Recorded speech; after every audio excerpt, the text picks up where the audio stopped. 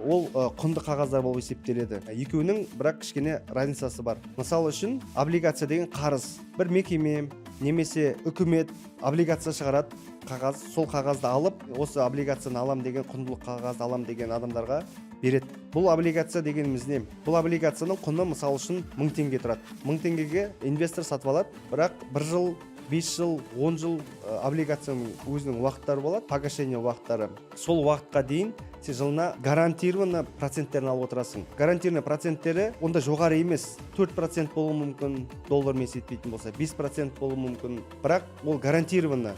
Бизнес сізден облигацияны беріп отқан еметтен, үкіметпен, басқа болмаса фондтармен гарантированно инвестордың ақшасы погашениемен 1000 теңгесі уақытында 1 жылдан кейін қайтарам деген уақыт болса, 1 жылдан кейін сіз өзіңізді 1000 теңгеңізді плюс үстіндегі жаңағы 5%, 4%-ін аласыз. Ол облигация.